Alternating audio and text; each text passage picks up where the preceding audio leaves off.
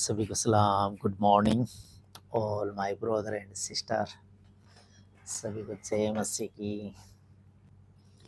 आज हम परमेश्वर का वचन आपके साथ साझा करेंगे।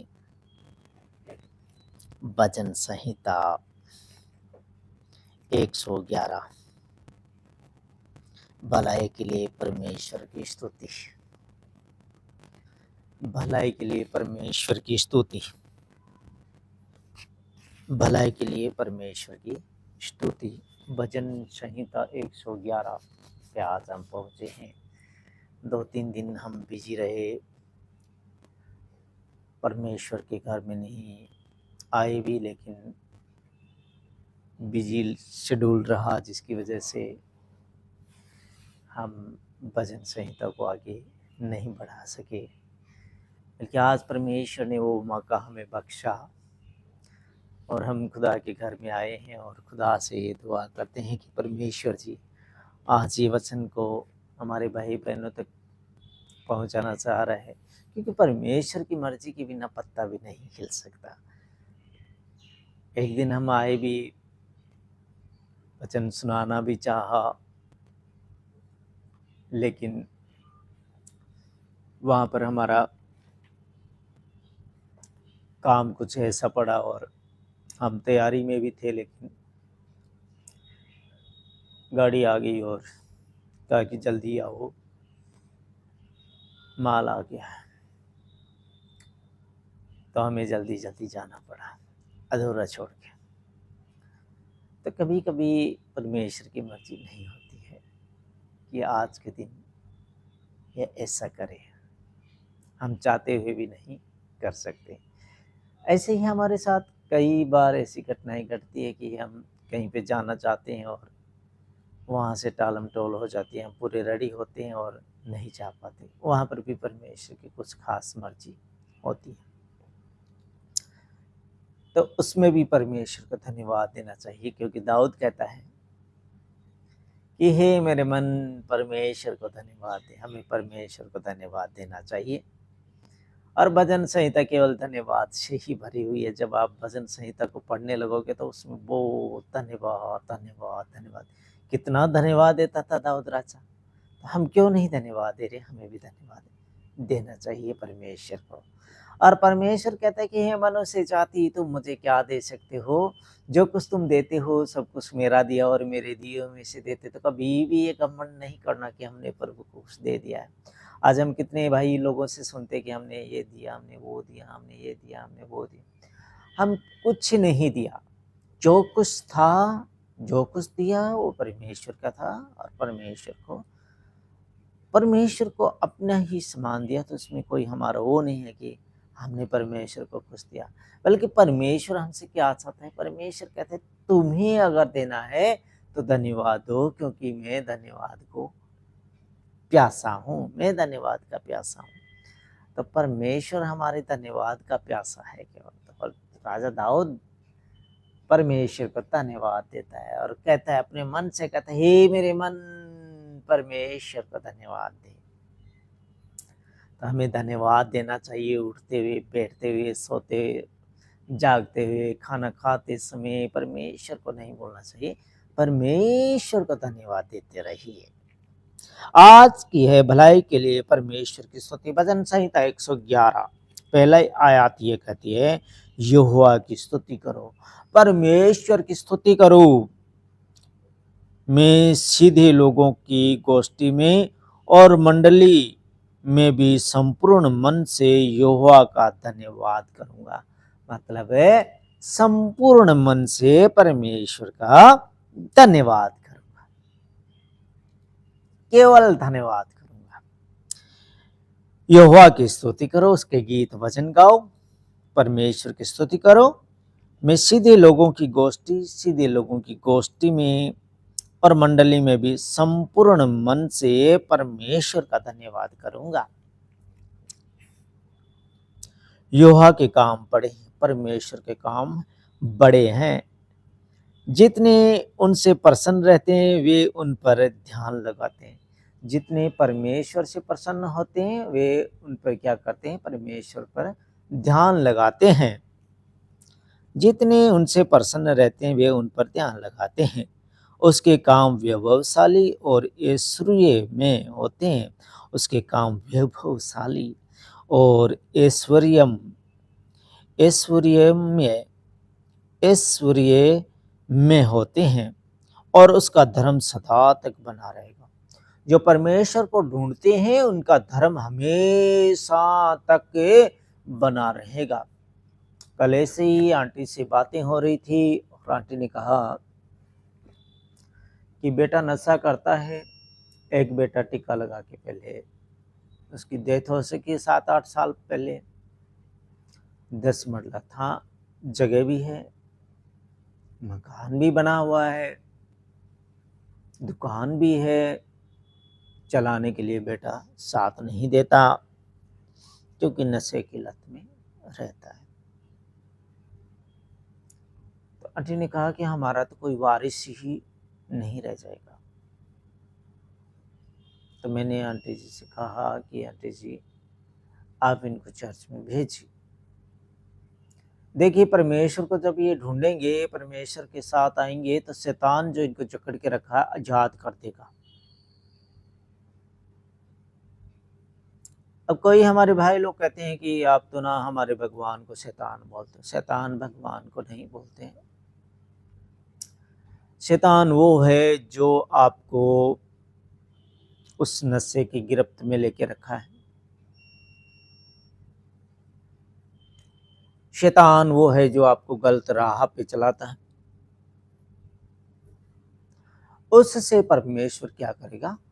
आजाद करेगा। बाहर के हमारे भाई लोग गलत समझ बैठते हैं कि आपने तो हमारे भगवान को ही शैतान बोला। नहीं बोलते, आपके भगवान को शैतान नहीं बोले। आपका भगवान कतई ही नहीं चाहेगा कि ये जो इंसान है ये नशा करके ये नष्ट हो जाए। आपका भगवान भी यही चाहता है कि ये नशा छोड़े। आज कितनी माओं के जवान जवान बेटे चले जाते हैं उनको छोड़कर। कितनी तकलीफ से उनको पढ़ाया लिखाया गया है, बचपन में उनकी ख्वाहिशें पूरी की है। आज वो जब जवान हो गए, गलत नशे में उनको शैतान ने पटक दिया, तो आज उनको कोई फिक्र नहीं है कि हमारे माँ बाप ने हमें कैसे पाला होगा। कल भी हमारी हर्षदीप के साथ यही चर्चा हो रही थी, यही आर्ग्यूमेंट हो रही थी कि आप छोटे थे तो आपकी पापा के साथ जो आप डिमांड करते थे कि पापा आज ये लाना है, पापा आज वो लाना है, क्योंकि हम भी एक पिता होने के नाते, संसारिक पिता होने के नाते हमारे बच्चे हमारी डिमांड करते हैं और हम उनसे ऐसी उम्मीद लगा के रखे हैं कि ये हमारे बुढ़ापे का सहारा बनेंगे। और जब उनको इतना पढ़ाया गया है, लिखाया गया है, आज हम देखते हैं कि सीनियर किए हुए अच्छे नंबरों से पास हुए लड़के गोलियां खा के नशे करके बर्बाद हो रही हैं।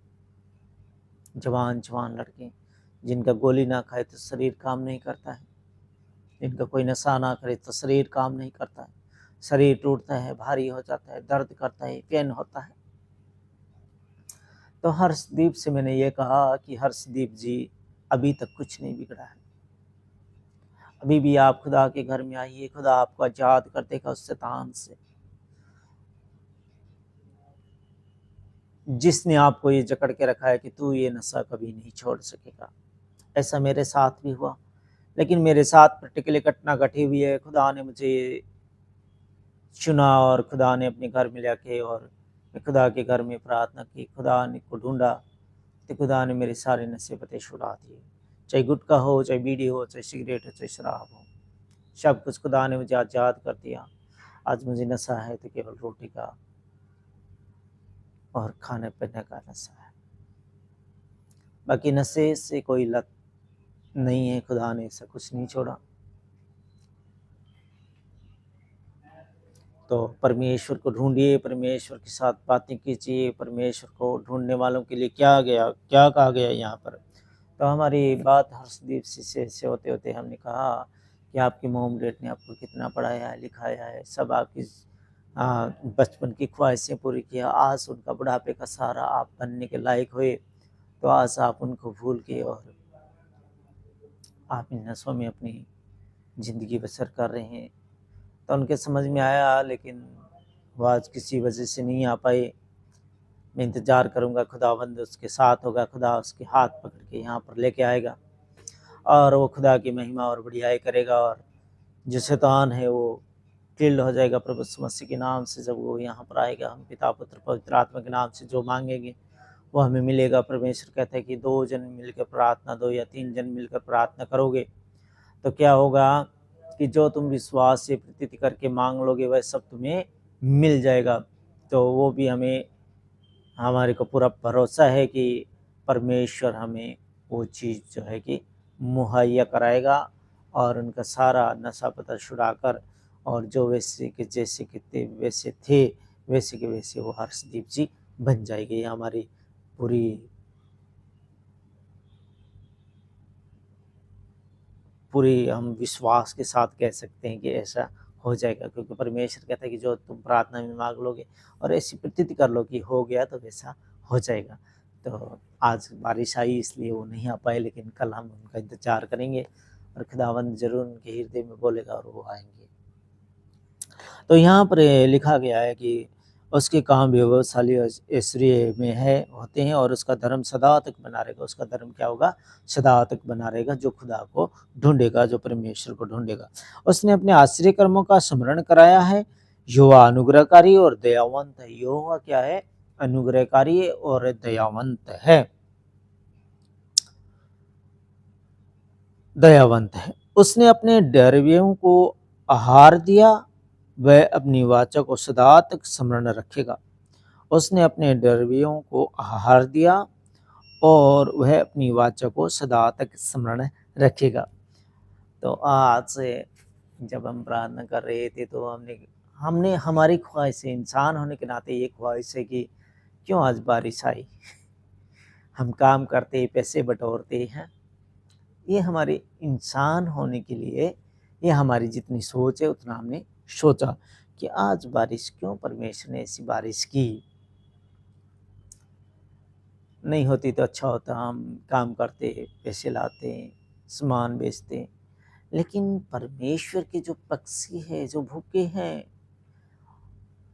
उन्होंने उससे मांगा होगा कि परमेश्वर बारिश को भेज, ताकि छोटी छोटी कुंपलें निकलेगी, घास से छोटे छोटे वो निकलेंगे, वो उनको खाएंगे। कितने सारे जानवर अंदर से निकलेंगे जिनको वो खाएंगे, उनका पेट भर जाएगा। तो शायद ये परमेश्वर की इच्छा थी, इसलिए ऐसा हुआ। हमारी इच्छा नहीं थी, लेकिन हमारी इच्छा नहीं थी तो हमारी इच्छा से, हमारी इच्छा के अकॉर्डिंग परमेश्वर नहीं चलने वाला है, क्योंकि परमेश्वर अपने पक्षियों को भी देख रेख करता है जिनको उसने बनाया है। परमेश्वर कहता है कि तुम पक्षियों पे नज़र डालो, उन्होंने देखो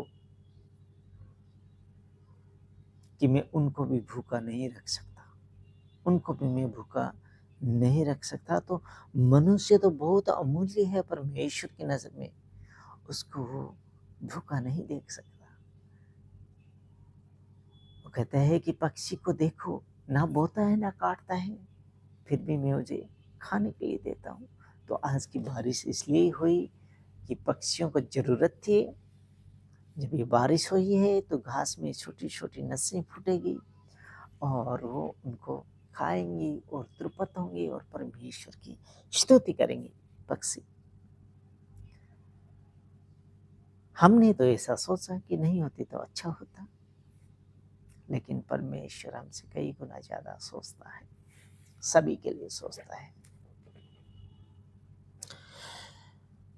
उसने अपने डरवियों को आहार दिया, वह अपनी वाचा को सदा तक स्मरण रखेगा। उसने अपनी प्रजा को जाति जाति का भाग देने के लिए अपने कामों का प्रताप दिखाया। उसने अपनी प्रजा को जाति जाति का भाग देने के लिए अपने कामों का प्रताप दिखाया है। सच्चाई और न्याय उसके हाथों के काम है, सच्चाई भी और न्याय भी उसके हाथों के काम है। उसके सब उपदेश विश्वास योग्य है। उसके सारे जो उसने उपदेश दिए हैं वह विश्वास योग्य है, क्योंकि परमेश्वर कहता है कि जमीन और आसमान टल सकते हैं लेकिन मेरे कहे हुए वचन नहीं टलेंगे। तो परमेश्वर के जो शब्द निकले हैं वो नहीं टलेंगे। और जमीन और आसमान टल सकते हैं लेकिन उसके कहे हुए, उसके मुंह से निकले हुए शब्द जो है कि नहीं टलेंगे। और यहाँ पर वही आया है कि सच्चाई और न्याय उसके हाथों के काम है, सच्चाई से और न्याय से वो काम करते हैं। उसके सब उपदेश विश्वास योग्य है, उसके सब उपदेशों पे हम विश्वास कर सकते हैं।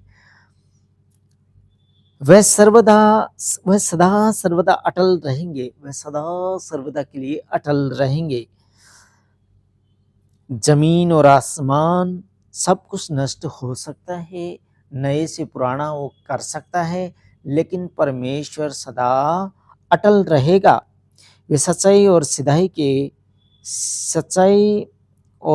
से किए हुए हैं, सदा सर्वदा अटल रहेंगे और वे सच्चाई और सिधाई से किए हुए हैं।